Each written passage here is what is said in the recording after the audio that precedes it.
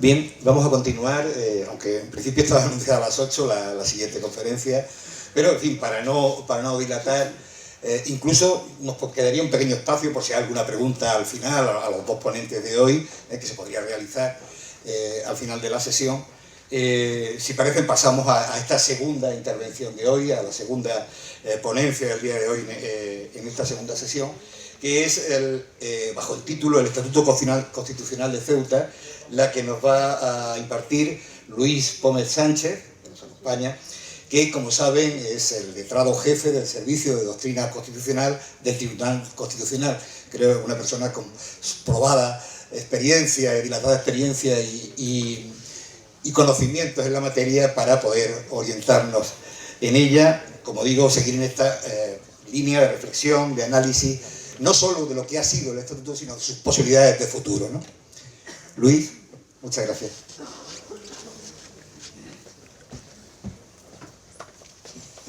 Bueno, muchísimas gracias. Aunque sea un poco antes de la hora, creo que es conveniente comenzar dando las gracias, expresando mi agradecimiento por la invitación a participar en estas jornadas, en primer lugar, por supuesto, a los organizadores y en particular a Adolfo Hernández Lafuente, que no solo ha tenido la gentileza de invitarme sin, como verán enseguida, ningún mérito por mi parte, sino que además ha sido un excelente anfitrión y me ha permitido conocer algunas de las múltiples riquezas arqueológicas que encierra esta ciudad y que conviene que los ciudadanos españoles y de otros países conozcan. Expresado este agradecimiento, quisiera hacer algunas reflexiones. A decir verdad, podría, y ayer ya amenacé con hacerlo y estoy pensando, si no llevar a la práctica me amenaza, adherirme simplemente a cuanto dijo Adolfo en su excelente intervención de ayer. Porque me parece que Adolfo no solamente expresó claramente el contexto constitucional, el contexto institucional del Estatuto de Autonomía, sino además todas las posibilidades de reforma. Es verdad que dejó abierta una cuestión que es la posible legitimación activa de la ciudad de Ceuta, entiendo que para interponer el recurso de inconstitucionalidad ante el Tribunal Constitucional.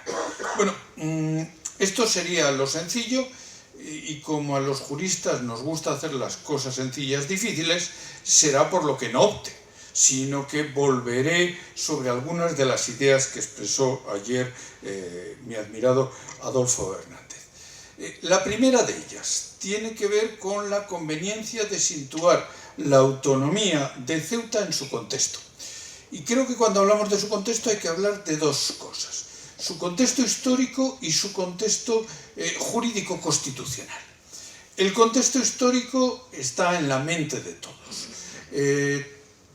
Ceuta ha sido una ciudad, ha sido un territorio que ha luchado, podemos decirlo así, por afirmar su identidad en el marco de la nación española. Esa afirmación de la identidad en el marco de la Constitución española arranca de 1640, cuando Ceuta, ejerciendo el derecho a la autodeterminación, ejerciendo el derecho a decidir, paradójicamente opta por seguir con la corona de España. Digo paradójicamente porque parece que el derecho a decidir en realidad se traduce en el ejercicio de una pretendida secesión. Sin embargo, en 1640, Ceuta opta por permanecer junto con la corona de Castilla y, en definitiva, con la corona española. Ese primer momento llevará paulatinamente a la afirmación de una cierta institucionalidad ceutí que pasa, damos un salto en el tiempo, por la prédica de una jurisdicción civil, una jurisdicción ordinaria en 1914 y 1917. Hasta entonces, los órganos de jurisdicción en Ceuta, lo mismo que en Melilla, eran jurisdicción militar, eran consejos de guerra. Pues bien, en 1914 y 1917 se crea, en primer lugar, un juzgado de primera instancia, se crea también la entonces llamada justicia municipal. Y por primera vez se incardina dentro del marco jurisdiccional ordinario de España, 1914-1917. Otro momento que creo que es importante para recordar, para situar en su contexto, y estoy simplemente aproximándome, esa vocación institucional de Ceuta, tiene que ver con la aprobación en 1933, la Segunda República, de la Ley del Tribunal de Garantías Constitucionales. El Tribunal de Garantías Constitucionales es visto como un antecedente del Tribunal Constitucional. Bueno, habría mucho que hablar sobre este extremo. Lo cierto es que el Tribunal de Garantías Constitucionales de la Segunda República en realidad se crea más como una alternativa a la ausencia de una segunda cámara en una república integral que reconocía la autonomía de las regiones.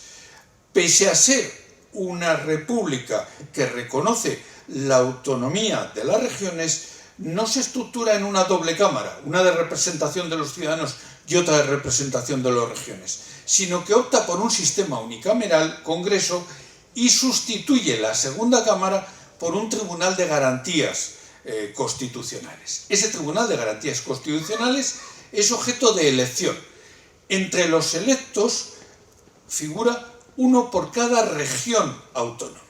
En el momento en que se aprueba la ley, lo que sucede es que solamente hay una región que ha aprobado el Estatuto de Autonomía, Cataluña.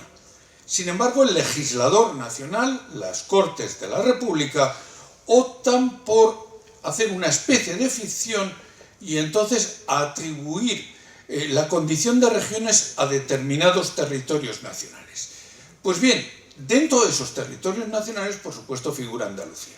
Y Andalucía se complementa con las dos denominadas, y creo que es la primera vez, si no me equivoco, que el legislador utiliza esta denominación.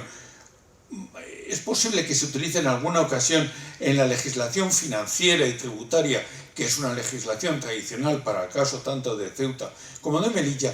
Es la primera vez que se denomina tanto a Ceuta como a Melilla ciudades autónomas.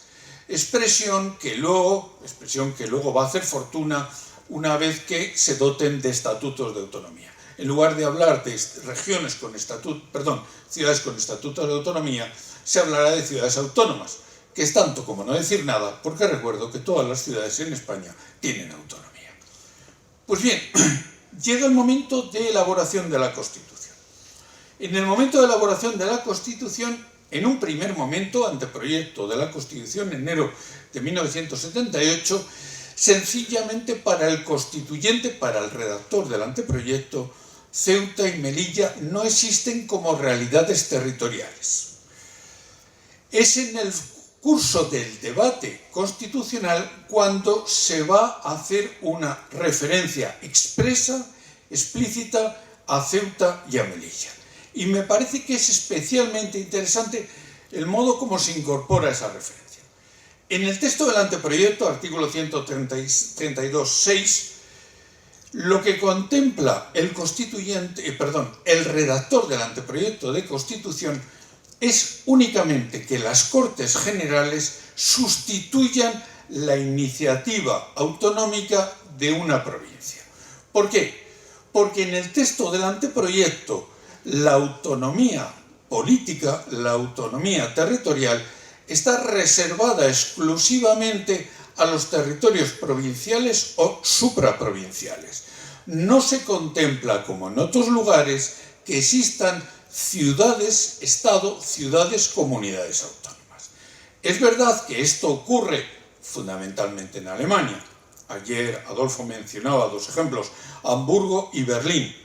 Pero recuerdo que tanto Hamburgo como Berlín en realidad responden a una tradición histórica y en el caso de Hamburgo sobre todo su origen se encuentra en la Liga Hanseática, más que en la creación de la propia República Federal Alemana. Sea como fuera y volviendo al territorio nacional, lo cierto es que en el anteproyecto de Constitución de enero de 1978 ni Ceuta ni Melilla son contempladas y no se contempla la autonomía de ninguna instancia infraprovincial. A decir verdad, en la mente de los redactores del anteproyecto, la autonomía se reserva exclusivamente para supuestos supraprovinciales. ¿Qué ocurre durante la tramitación de la Constitución? Durante la tramitación de la Constitución se van a introducir dos previsiones, una cláusula de cierre y una apertura. La cláusula de cierre capital, el artículo 144. La Constitución sigue afirmando, artículo 2, el derecho a la autonomía de nacionalidades y regiones. No sabemos muy bien qué sean las nacionalidades, pero desde luego en el caso de las regiones estamos pensando en territorios supramunicipales. Y reitero algo que también comentó ayer Adolfo. En España el municipio es una entidad territorial necesaria. No es necesaria, no es estrictamente la provincia, puede existir la isla, o como en el caso de Ceuta y Melilla, ningún ente local intermedio, y por supuesto las comunidades autónomas se crean conforme al principio dispositivo. En todo caso, la idea es siempre que las comunidades autónomas son supraprovinciales. Pero ya en el informe de la ponencia, ese artículo 144 de la Constitución contempla tres posibilidades que suponen el cierre del sistema. En primer lugar, autorizar comunidades autónomas provinciales. Por cierto, esto ha tenido un éxito difícilmente descriptible en su momento. Tenemos no solamente el caso de Navarra, que se explica por la posibilidad de fusión con el País Vasco, sino también Murcia, La Rioja, la propia Madrid, que el problema ha sido fundamentalmente su integración o no en Castilla-La Mancha, y al final se optó por crear una comunidad autónoma uniprovincial. Por lo tanto, primera posibilidad, la autorización de comunidades autónomas uniprovinciales. Artículo 144A. Artículo 144C. Que las Cortes Generales sustituyan la voluntad provincial para la integración de determinadas provincias en un territorio autonómico. Fue el caso particularmente de Segovia, en el supuesto de Castilla y León. Por cierto, Castilla y León, que sigue dando problemas, vamos a hablar en estos términos, en cuanto a la vertebración de sus dos almas, la castellana y la leonesa. Pero ahí está. Y por último, 144b. El artículo 144b habla de la posibilidad de autorizar o de adoptar estatutos de autonomía en espacios infraprovinciales, en definitiva, en municipios. Esto se complementa con la disposición transitoria quinta. Un complemento que no deja de ser curioso, porque la disposición transitoria quinta trae causa de una enmienda in voce del entonces diputado y andando el tiempo ministro de Asuntos Exteriores, García Margallo, que plantea la posibilidad de que Ceuta y Melilla se constituyan en comunidades autónomas.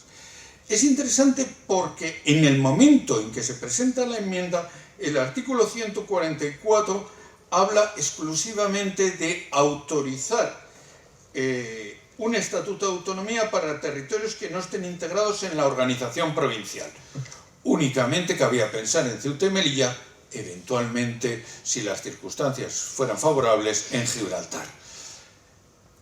En el momento en que sale adelante la enmienda de García Margallo, se modifica también la literalidad del 144 y se modifica para hablar no solamente de autorizar, sino también de acordar. Artículo 144b de la Constitución, las Cortes Generales pueden no solo autorizar, sino también acordar. La disposición transitoria quinta, que permite a Ceuta y a Melilla constituirse en comunidades autónomas, se justifica al decir de su promotor, es una enmienda in voce del diputado García Margallo, en la voluntad de que no se apruebe un estatuto de autonomía sin contar con la voluntad de las ciudades afectadas. Hay que decir, realmente lo que no se puede hacer es constituir una comunidad autónoma sin contar con la voluntad de los territorios afectados, de los representantes de los ciudadanos de los territorios afectados. Pero desde el momento en que hablamos de autorizar o acordar, lo cierto es que las Cortes Generales pueden perfectamente dotar de un plus de autonomía tanto a Ceuta como a Melilla sin constituirlas en comunidades autónomas. Se aprueba la Constitución y tenemos, yo creo que, un gran problema, y es la realización del Estado autonómico. La realización del Estado autonómico se plantea como un problema, entre otros motivos, porque en la Constitución realmente su título octavo es sobre todo un conjunto de cláusulas transitorias. Está pensado básicamente en la creación de las comunidades autónomas y mucho menos en su funcionamiento ordinario. Lo primero que hay que decidir es cuántas, cuáles y de qué clase van a ser las comunidades autónomas, y paulatinamente se irán articulando las relaciones entre las comunidades autónomas y el Estado. En relación con esto último, me van a permitir reivindicar la labor que desempeñara en su momento el Tribunal Constitucional al abordar la interpretación de muchos conceptos constitucionales, el concepto de lo básico, sin ir más lejos, que permitió el adecuado funcionamiento, y creo que podemos hablar así, del Estado autonómico. En cuanto a cuántas y cuáles, este es un momento político, una decisión política. Y esta decisión política se plasmó fundamentalmente en los acuerdos autonómicos de 1981. Acuerdos autonómicos en cuya base se encuentra el famoso informe de la comisión presidida por el maestro Eduardo García Enterría, que posteriormente diera origen a la Ley Orgánica de Armonización del Proceso Autonómico, luego desautorizada por el Tribunal Constitucional en sentencia de 5 de agosto de 1983. Con independencia de esa desautorización, en cuanto a los acuerdos autonómicos, hay dos ideas que me parece que es bueno traer aquí. La primera de ellas, la voluntad de avanzar en el cierre del Estado autonómico. Y ese avanzar en el cierre del Estado autonómico supone que la mayoría que todos los territorios provinciales, vamos a decirlo así, se integren en comunidades autónomas. Se integrarán básicamente por la vía de las comunidades llamadas de vía lenta, del 143 de la Constitución. Luego veremos una paradoja. Y la segunda decisión es la de dejar abierto el régimen de Ceuta y Melilla, dejando la opción bien de constitución de comunidad autónoma, bien de otorgamiento de un régimen de carta. Al final, la historia ha dado una solución que podríamos llamar ecléctica, más parecida a un régimen de carta, un régimen de estatuto especial, pero que goza de algunos de los elementos propios de las comunidades autónomas. Respecto del cierre de las comunidades autónomas, porque insisto que hay que situar el caso de Ceuta en su contexto. Recuerdo, todas las comunidades autónomas a partir de entonces se constituyen por la llamada vía lenta del 143, lo que supone aparentemente, y el Estado autonómico tiene mucho de apariencias, lo que supone aparentemente que van a disponer de un techo competencial más bajo que las comunidades autónomas del 151, es decir, aquellas cuya decisión autonómica se ha visto respaldada por un referéndum de los ciudadanos, o bien de las comunidades autónomas que en su momento ya hubieran aprobado un estatuto de autonomía, expresión con la que se hace referencia fundamentalmente al País Vasco, Cataluña e incluso a Galicia. La sorpresa hasta cierto punto, el régimen del 151 al final solamente se aplica a Andalucía, porque las otras tres en realidad se acogen a la excepción de haber dispuesto de un régimen de autonomía con anterioridad, durante la Segunda República. Y la segunda sorpresa, la segunda paradoja, Andando el tiempo nos encontramos con la situación de que en estos momentos el techo competencial de Galicia es más bajo que el techo competencial de las comunidades autónomas del 143. ¿Por qué? Porque las comunidades autónomas del 143, todas, salvo las que he mencionado, gozan o disponen de estatutos de autonomía que no son refrendados en un plebiscito por la población regional, sino que son aprobadas por leyes orgánicas y que tienen un régimen de reforma que sustancialmente es el propio de las leyes orgánicas. Con lo cual es mucho más fácil reformarlas e ir ampliando el techo, e ir elevando el techo competencial que en el caso de Galicia. Galicia, desde ese punto de vista, ha quedado rezagada en cuanto a su techo competencial. ¿Por qué digo esto? Porque en derecho importan más las realidades que las denominaciones, que los nombres. Aparentemente Galicia es una comunidad autónoma con un nivel de autonomía especialmente elevado, pero eso solamente lo fue así en el momento inicial. El Estado autonómico, se van aprobando los estatutos de autonomía y en el año 92 se producen unos acuerdos entre el gobierno, entonces el partido que se encuentra a la cabeza del gobierno es el Partido Socialista Obrero Español, y el principal partido de la oposición, el Partido Popular. En esos acuerdos autonómicos sigue pendiente el caso de Ceuta y Melilla. Se hace una referencia, pero como un acuerdo, un asunto pendiente. Bueno, el caso de Ceuta y de Melilla se cierra con las leyes orgánicas 1 y 2 del año 1995. Se cierra hasta cierto punto. ¿Por qué? En primer lugar, porque no deja de sorprender el hecho de que se prevea la posibilidad de que Ceuta y Melilla se constituyan en comunidades autónomas en una disposición transitoria de la Constitución.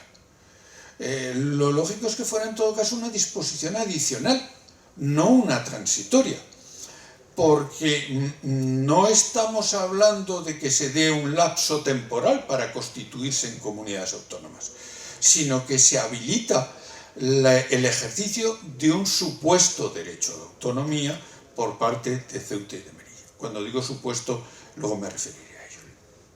En segundo lugar, porque los estatutos de Ceuta y de Melilla no realizan la previsión de la disposición transitoria quinta de constitución en comunidad autónoma, pero sí que realizan la previsión de la disposición transitoria quinta en su inciso final, acceso al autogobierno. No es cierto que el autogobierno se realice exclusivamente mediante la constitución en comunidades autónomas. Si eso fuera así, la autonomía local, reconocida tanto en el artículo 137 de la Constitución, me refiero a la autonomía de los municipios y en su caso de las provincias, como en la Carta Europea de la Autonomía Local, quedaría en nada, o quedaría una figura disminuida respecto del supuesto autogobierno auténtico de las comunidades autónomas. Por lo tanto, los estatutos de autonomía no agotan la previsión de la disposición transitoria quinta, pero realizan una de las previsiones de la disposición transitoria quinta. Y por último, en realidad, la disposición transitoria quinta, vuelvo a recordar las palabras que pronunciara ayer Adolfo, en realidad no pretende tanto abrir una posibilidad que en cierta medida está abierta en el 144b de la Constitución, sino que pretende algo fundamental, y es incardinar a las ciudades de Ceuta y Melilla en el texto constitucional. Las ciudades de Ceuta y Melilla son mencionadas en el texto constitucional no solo como circunscripciones territoriales, sino como entes territoriales. Y en esta doble mención, efectivamente, ayer se comentaba que son mencionadas más que territorios históricos del País Vasco, pero es mencionado más veces que la propia capital del Estado, la Villa de Madrid, que solamente figura en el artículo 5 de la Constitución. Es más, recuerdo que en la Constitución de 1812, donde sí que se hablaba de los territorios que formaban las Españas, no figuraban Ceuta y Melilla, sino que se hablaba de las posesiones genéricas de África, entre las que no se puede considerar a Ceuta y Melilla.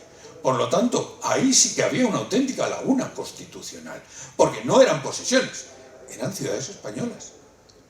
En cambio, en 1978, el constituyente introduce unas referencias expresas tanto a la ciudad de Ceuta como a la ciudad de Melilla, de tal manera que cualquier cambio en el estatuto de Ceuta y de Melilla necesitará, por supuesto, de una reforma constitucional.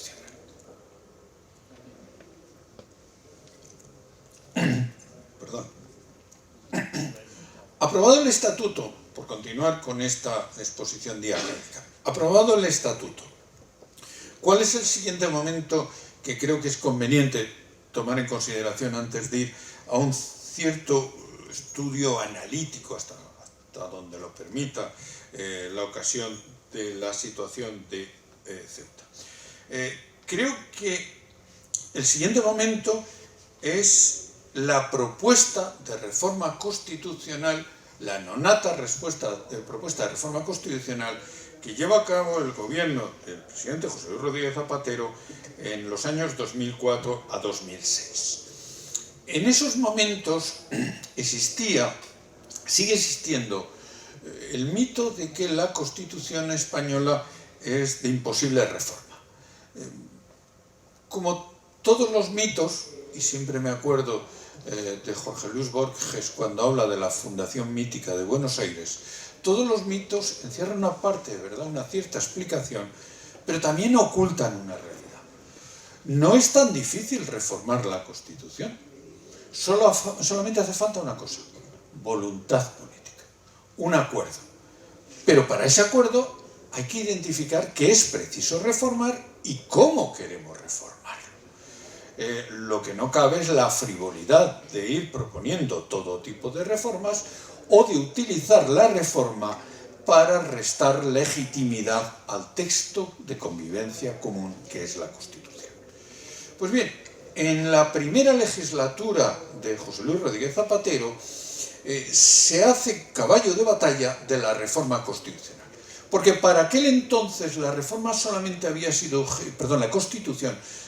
había sido objeto de reforma en el año 1992 y respecto del artículo 13 para reconocer el derecho de sufragio activo y pasivo a los ciudadanos de la Unión Europea a los efectos de poder ratificar el Tratado de Maastricht.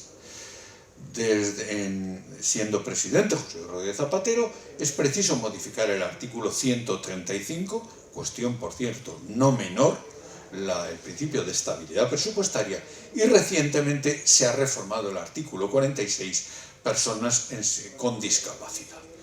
No creo que ninguno de los tres ámbitos que se han reformado, definición del cuerpo electoral, siquiera solamente sea en las elecciones locales, principio de estabilidad presupuestaria y personas con discapacidad, pueda considerarse una cuestión menor. Las tres son cuestiones capitales en la arquitectura constitucional. Por lo tanto, esa idea de reforma constitucional o de activación del poder de reforma está ahí presente y es una realidad. Pero en el año 2004 existía la idea de que el poder de reforma prácticamente era imposible de activar. Y desde el gobierno se plantea la conveniencia de activar el poder de reforma. Y la activación del poder de reforma se dirige a tres objetivos básicos. El primero de ellos, garantizar la igualdad en el acceso a la corona. No creo que el hecho de que la Constitución predique la preferencia del varón sobre la mujer en la sucesión a la jefatura del Estado pueda considerarse un supuesto de desigualdad, porque estamos hablando simplemente de la asignación de una magistratura, que es la jefatura del Estado, respecto de la cual no se puede predicar la igualdad. Y en segundo lugar, porque entre nosotros se descarta, por supuesto, la posibilidad de hablar de normas constitucionales inconstitucionales. En todo caso, este era uno de los supuestos que se planteaba. La reforma de la Constitución parece razonable, no es que afecte a un elemento capital del derecho a la igualdad, del principio a la igualdad de mujeres y hombres, pero lo cierto es que parece deseable que se predique esa igualdad.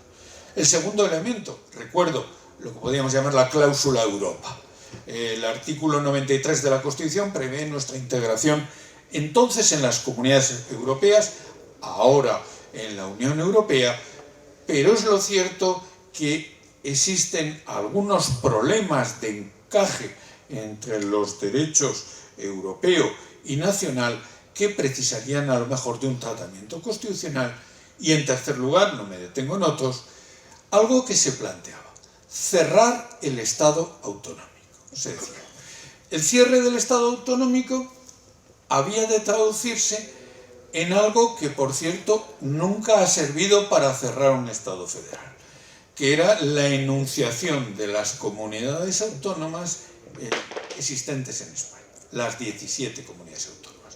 Digo esto porque cualquiera que se vaya a la Ley Fundamental de Bonn de 1949, que es la Constitución alemana, hallará ahí la relación de los Länder que en su momento componían la República Federal Alemana.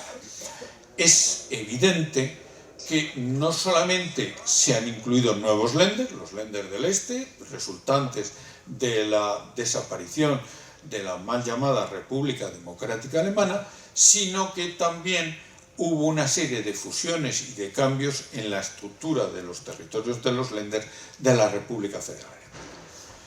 En todo caso, se planteaba la posibilidad de enunciar las comunidades autónomas. ¿Qué ocurría entonces con Ceuta y Melilla? El Consejo de Estado editó incluso un libro, tiene en ese libro el profesor Javier Tajadura, en un excelente trabajo, examina el caso de Ceuta y Melilla. Y en el caso de Ceuta y Melilla, su propuesta es incluir a Ceuta y Melilla en el artículo 137 de la Constitución, como una especie de apéndice del derecho a la autonomía de los municipios. El trabajo es un trabajo excelente, pero me permito discrepar de la aproximación del del admirado profesor Javier Tajadura. Y me permito discrepar porque esto significa volver al régimen de carta a la baja para el caso de Ceuta y Melilla y desde luego degradarle respecto de la situación de la que ahora goza con el Estatuto de Autonomía de la Ley Orgánica 1/2015, y lo mismo exactamente es predicable para el caso de Melilla. En cierta medida, cuando uno se aproxima al Estatuto, tiene la sensación de que hay algo parecido, me van a permitir, a la Ley Orgánica de Reforma y Mejoramiento del Fuero de Navarra. Me explico. En el caso de la Ley Orgánica de Reforma y Mejoramiento del Fuero de Navarra, a Navarra se le atribuyen dos tipos de competencias. Unas competencias que derivan de la llamada foralidad histórica. Nunca alguien que no sea navarro ha sabido jamás en qué consiste la foralidad histórica. Pero si algo no se le debe decir a un navarro, jamás tampoco, es que la foralidad histórica es un mito. Para guardar las amistades, lo mejor es hablar de otro tema. En todo caso, lo cierto es que en la Ley Orgánica de Reforma y Mejoramiento del Fuero de Navarra tenemos dos tipos de competencias para la comunidad foral. Las de la foralidad, las que se dice derivadas de la foralidad histórica, y las que le corresponden en tanto que comunidad autónoma. En el caso de Ceuta, la Ley Orgánica 1/2015 hace algo parecido.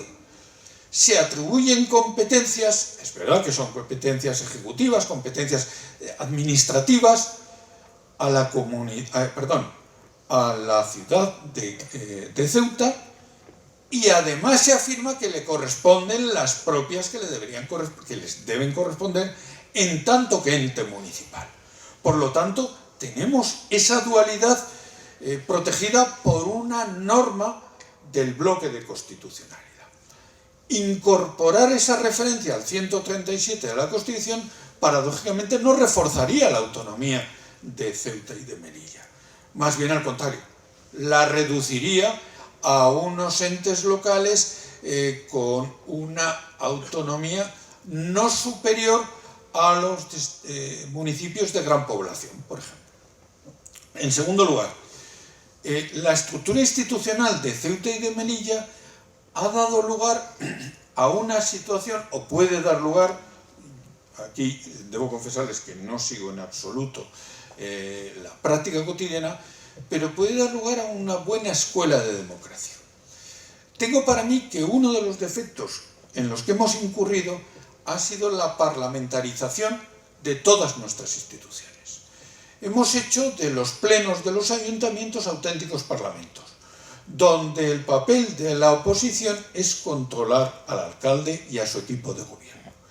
Y es así, y siempre ha sido así, pero con una característica que no debemos olvidar. En los ayuntamientos, históricamente, los concejales no eran parlamentarios, sino que eran administradores. En tanto que tales se corresponsabilizaban de algunas decisiones, no de todas, pero eso obligaba a un diálogo y a un consenso que cuando vamos al juego parlamentario de mayoría, minoría, gobierno, oposición, sencillamente desaparece. Pues bien, mantener la estructura de ente territorial en la asamblea, de ente municipal en la asamblea, creo que facilita esa escuela de democracia para todos, para la oposición, por supuesto, pero también para el gobierno, que sabe que tiene que negociar determinadas cosas. No creo que la incorporación al 137 favoreciera esta realidad.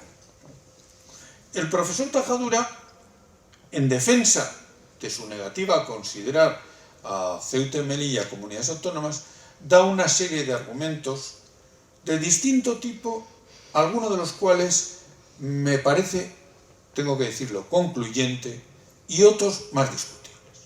Los más discutibles, en primer lugar, que la doctrina no ha considerado a Ceuta y Melilla comunidades autónomas. Entre nosotros, la doctrina considerará o no en función de que las normas den pie para considerar a Ceuta y Melilla comunidades autónomas. No es una razón relevante. En segundo lugar, voy de menos a más, que los estatutos de autonomía de las leyes orgánicas 1 y 2, 2015, no constituyen comunidades autónomas. En este punto tengo que dar la razón al profesor Tajadura, pero lo mismo que le doy la razón, digo que queda abierta la posibilidad de la disposición transitoria quinta. Esto no deja de ser una norma del bloque de constitucionalidad, pero subordinada a la Constitución. Como además las dos leyes orgánicas prevén la iniciativa legislativa de reforma de las asambleas, bien con unas mayorías reforzadas, esas mayorías reforzadas podían llegar a plantear la constitución de Ceuta y Melilla en comunidades autónomas. No habría ningún óbice. ¿Dónde creo que está el óbice? El óbice creo que está en algo que debemos considerar que es la precomprensión de las comunidades autónomas en el texto constitucional. En 1978, nosotros prácticamente no habíamos nacido, pero el constituyente no sabía muy bien que iban a ser dos cosas: las comunidades autónomas y el Tribunal Constitucional. Resultado, el primer Tribunal Constitucional es un Tribunal Constitucional al que todo el mundo se refiere con veneración. ¿Por qué? Me van a permitir los políticos aquí presentes. Porque los políticos no sabían a quiénes elegían.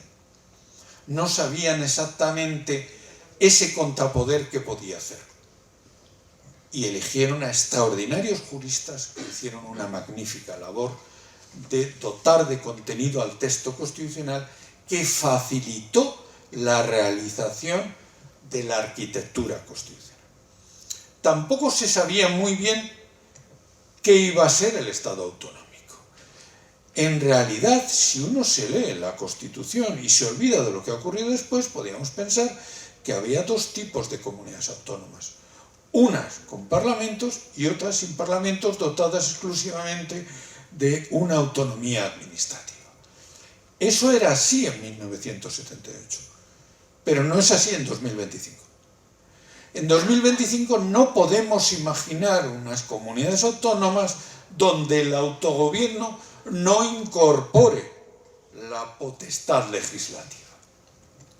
Y aquí es donde se da una de las deficiencias, o uno de los déficits que sí que padecen Ceuta y Melilla, y que mañana el profesor Ángel Menéndez les explicará mucho mejor de lo que yo jamás sería capaz de hacer, que es el déficit en relación con el principio de legalidad y la reserva de ley. No son los únicos territorios donde se padece ese déficit del principio de legalidad y reserva de ley, pero son los únicos territorios donde ese déficit lleva a la inacción o a la nulidad de las acciones. Solemos decir que en el derecho español no hay una reserva de reglamento frente a lo que sucede en el derecho francés. Eso es cierto hasta cierto punto, valga la vulgar redundancia, siempre y cuando hablemos de la Constitución y no de las constituciones territoriales. Porque si hablamos de las constituciones territoriales, hay un territorio donde sí que hay una reserva de reglamento, y es el País Vasco. En el País Vasco hay una serie de materias, nada menos que la fiscal, que están atribuidas a órganos administrativos, los territorios históricos. El principio de legalidad, que por cierto en la historia contemporánea nace en relación nada menos que con la tributación, en el caso de los territorios históricos no se garantiza, porque la legislación tributaria en el caso de los territorios históricos solamente tiene naturaleza reglamentaria. Pues bien, en ese caso el Estatuto de Autonomía ha previsto esta singularidad del País Vasco.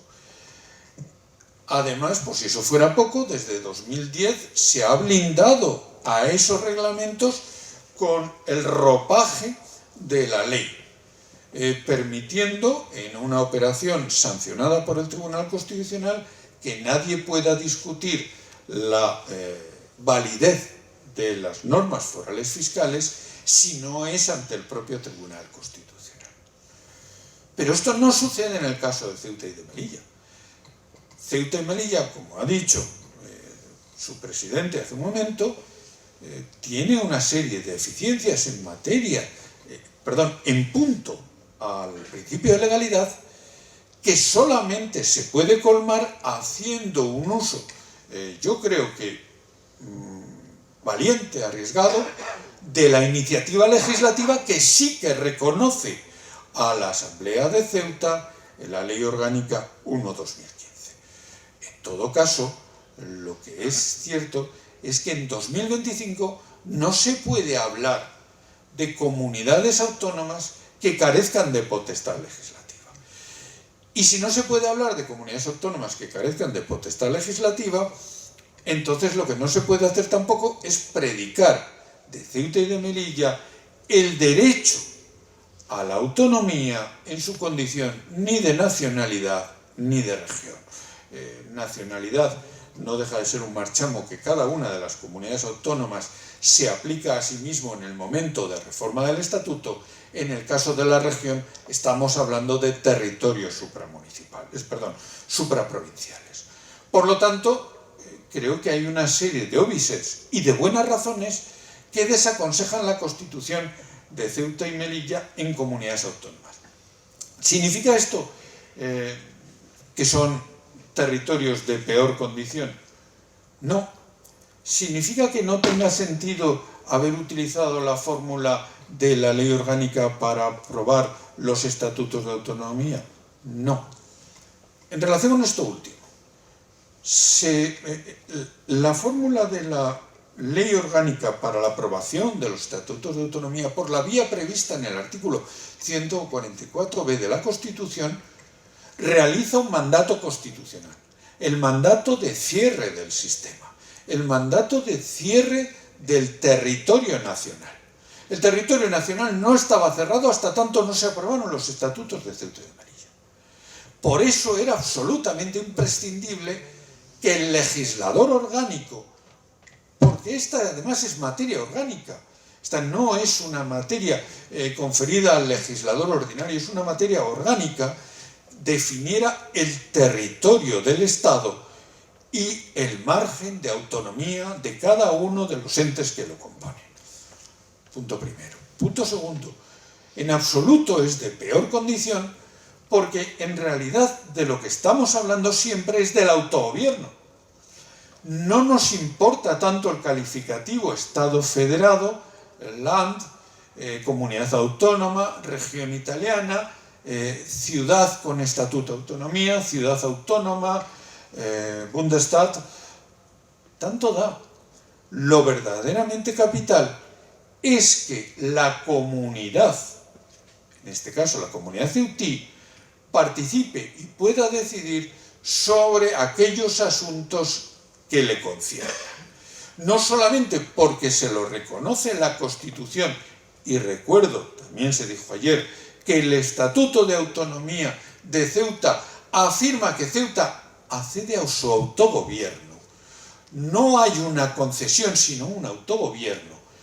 Por lo tanto, tanto la ley orgánica, norma del bloque de constitucionalidad, como la Carta Europea de la Autonomía Local, le reconocen esa capacidad de autogobierno para intervenir en asuntos de su interés, de su incumbencia.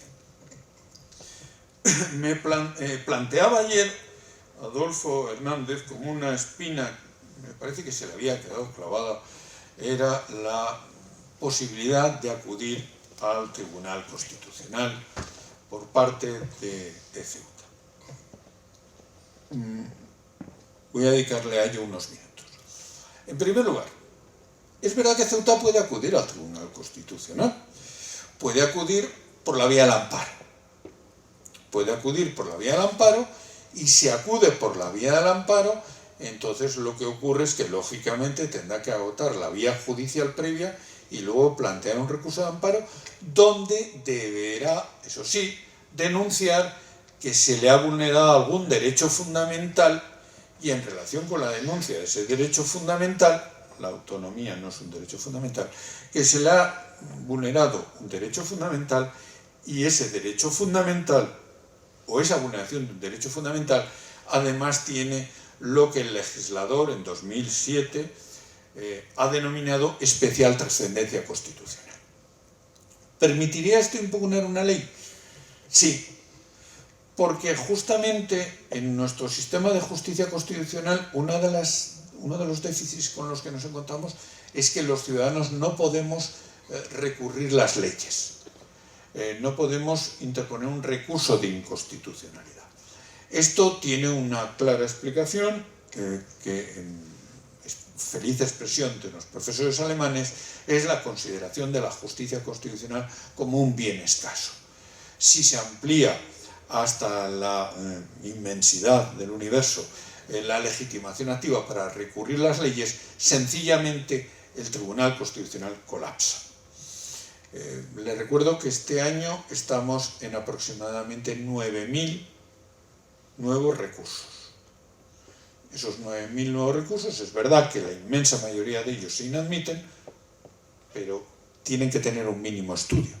Y ese tiempo de estudio es un tiempo que se quita para el tiempo de estudio de asuntos sobre los que va a decidir el Tribunal Constitucional. En todo caso, cabría una posibilidad de acudir al Tribunal Constitucional por la vía del recurso de amparo. Sé que no es eso lo que se está planteando y sé que no es eso lo que plantea Adolfo, simplemente lo dejo ahí como una posibilidad. La otra posibilidad. ¿Pueden Ceuta y Melilla acudir al Tribunal Constitucional haciendo uso del recurso de inconstitucionalidad? Bueno, aquí no tengo que decir lo que yo opino, sino que siempre en derecho hablamos con normas y entonces el Tribunal Constitucional ha sido rotundo en su negativa. No tienen legitimación activa ni Ceuta ni Melilla, como tampoco la tiene ninguna comunidad autónoma. Y este es el punto de partida.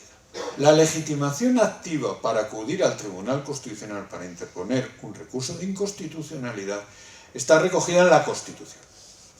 Y la Constitución nos habla de 50 diputados, 50 senadores, el defensor del pueblo, el presidente del gobierno y los órganos legislativos y ejecutivos de las comunidades autonómicos. Punto primero. No hay órgano legislativo en el caso de Ceuta y Melilla, tampoco hay propiamente un órgano ejecutivo. En segundo lugar, la ley orgánica del Tribunal Constitucional, en esa misma línea, lo único que hace es establecer el procedimiento, un procedimiento muy sencillo. Ceuta ha acudido al menos en 2 ocasiones al Tribunal Constitucional, ha acudido en alguna más y en alguna ocasión ha conseguido alguna sentencia. Pero antes de referirme a esa sentencia, me voy a referir a 2 autos. El primer caso es el auto 320 de 1995, de 4 de diciembre.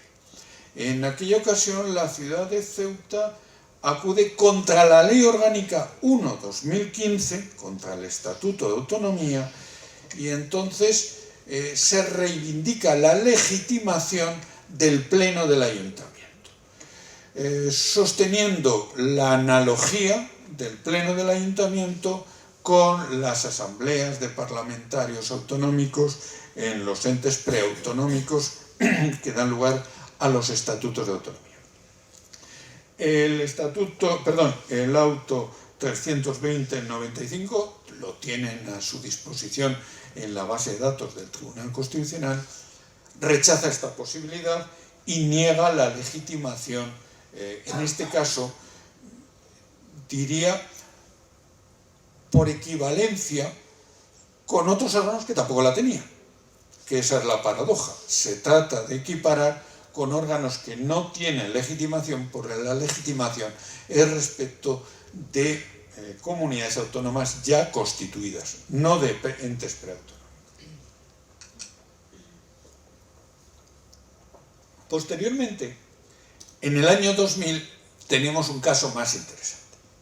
En el año 2000, aquí sí, la ciudad de Ceuta acude y recurre una disposición adicional, si no recuerdo mal, de una ley de acompañamiento que hablaba de la aprobación de los planes parciales en las ciudades de Ceuta y Melilla, reservando la competencia para la aprobación de los planes parciales en determinados supuestos al Ministerio de Fomento.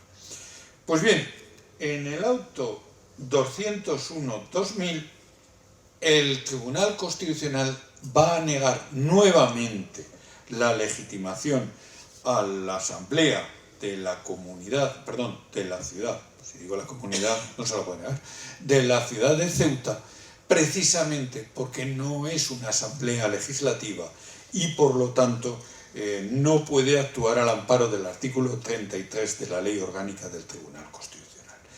Con posterioridad, lo que hace la ciudad de Ceuta es plantear un conflicto en defensa de la autonomía local que es resuelto por la sentencia 240/2006 de 20 de julio, que es la primera sentencia que se dicta en un conflicto en defensa de la autonomía local. Por lo tanto, Ceuta y Melilla pueden acudir al Tribunal Constitucional y lo pueden hacer a través del conflicto en defensa de la autonomía local. ¿Cuál es el...? Muchas gracias. Me estoy vaciando como ustedes. ¿Cuál es el problema? Aquí probablemente vamos a discrepar sobre la valoración del conflicto en defensa de la autonomía local, pero yo creo que en estas discrepancias, o de estas discrepancias puede surgir algún punto intermedio. El conflicto en defensa de la autonomía local suscita no pocas dudas de constitucionalidad, porque su objeto es una ley. Y en la Constitución, la impugnación directa de leyes está reservada para el recurso de inconstitucionalidad. Y el recurso de inconstitucionalidad solo lo pueden interponer los sujetos expresamente mencionados en la propia Constitución. 50 diputados, 50 senadores, órganos ejecutivos legislativos autonómicos, defensor del pueblo, presidente del gobierno. El conflicto en defensa de la autonomía local sabiendo que no es posible, o el hacedor del conflicto, sabiendo que no es posible un conflicto directo, articula un conflicto indirecto contra la ley, en dos fases, con dos sentencias. 26 años después de la creación del conflicto, simplemente, ya les adelanto, voy a hacerles spoiler, nunca jamás se ha dictado una segunda sentencia. Lo cual quiere decir, una de dos, o que la autonomía local goza de una salud de hierro en España, o bien que el conflicto no sirve para la finalidad para la que teóricamente habría de ser. ¿Por qué no sirve? Que es mi opinión. En primer lugar, porque está diseñado para que no se utilice. Al menos que no se utilice, con una sola excepción, contra leyes del Estado. Fíjense, ¿quién puede interponer el conflicto en defensa de la autonomía local?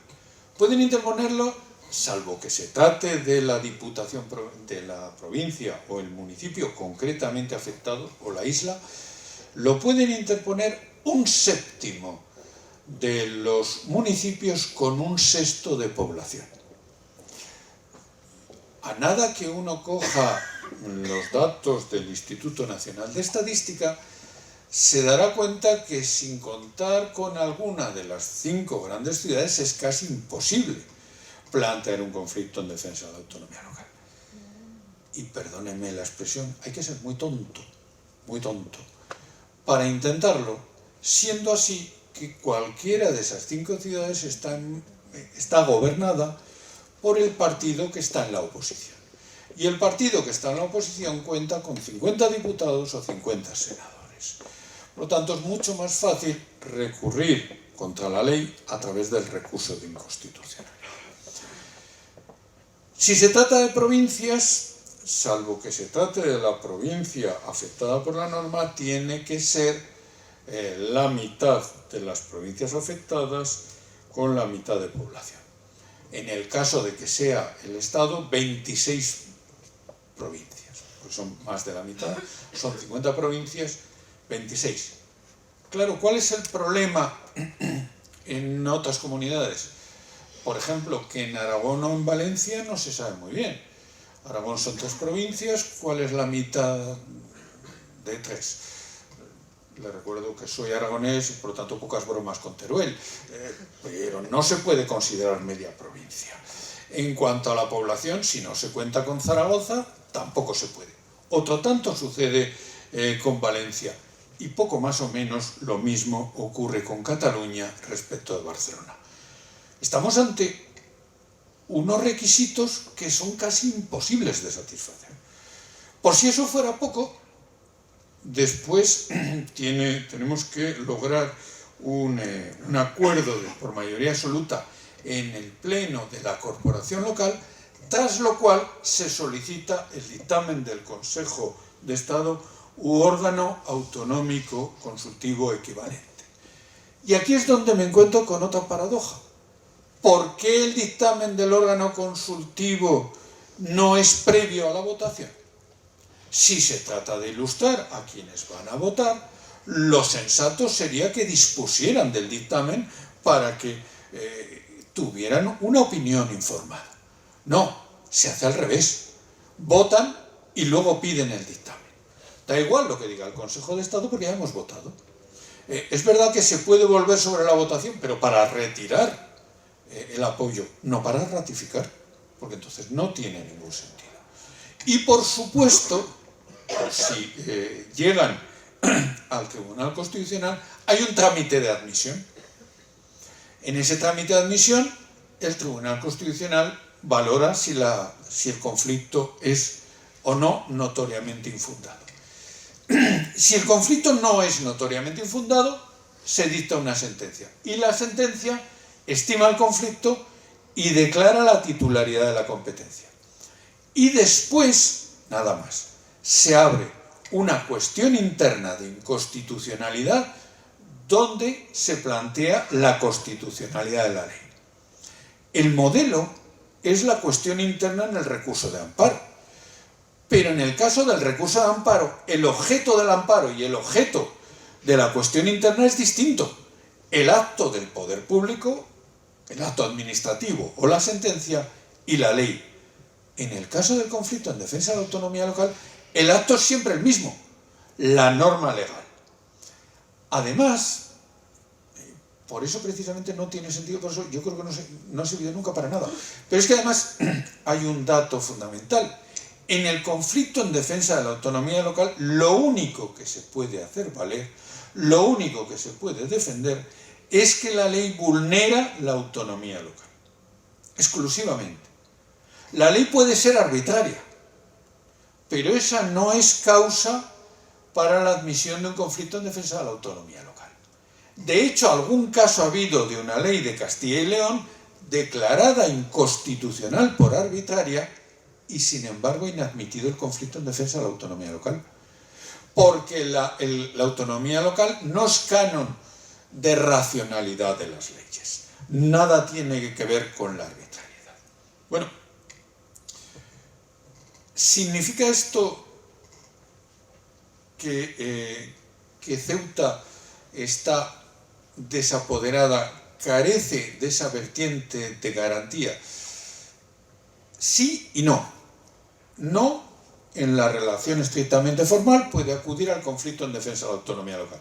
Pero como ya les acabo de decir que el conflicto en defensa de la autonomía local no ha servido para nada en 26 años, debo añadir, es que yo creo que a lo mejor lo que debemos plantearnos es una reforma también en este punto de nuestro sistema de justicia constitucional.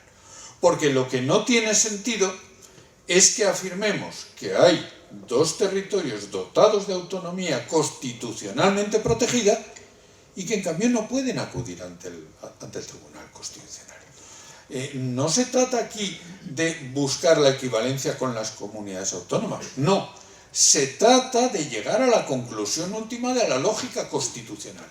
No puede ser que la Constitución reconozca a Ceuta y a Melilla la posibilidad de constituirse en comunidades autónomas, que una norma del bloque afirme que ha ejercido su derecho al autogobierno y en cambio se le prive luego de un mecanismo de garantía de ese derecho de autogobierno, como es la posibilidad de acudir al Tribunal Constitucional.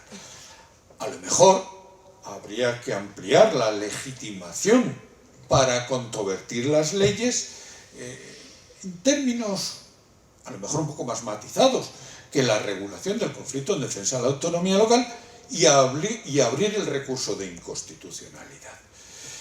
Porque de esa manera llegarían otras voces al Tribunal Constitucional y tendríamos otros mecanismos de garantía tanto de la autonomía de Ceuta y de Melilla, pero no solo eso, sino además de defensa objetiva de la Constitución.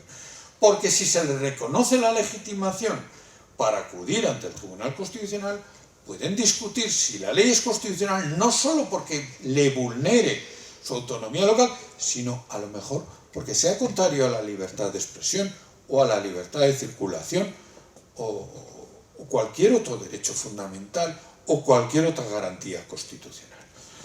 Por lo tanto, del eje lata no le queda más remedio, o no tiene más alternativa, Ceuta no tiene más alternativa, tampoco Melilla, que acudir al conflicto en defensa de la autonomía local y exclusivamente, como su propio nombre indica, para defender su autonomía local.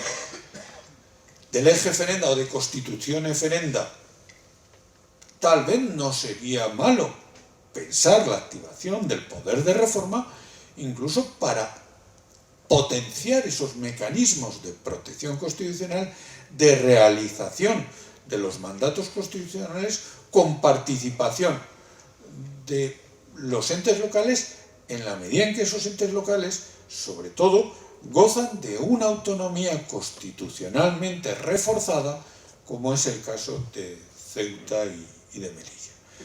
Bueno, pues hasta aquí mis nada sabias palabras. Quedo a su disposición, no sé si hay tiempo para algún debate o cualquier cosa.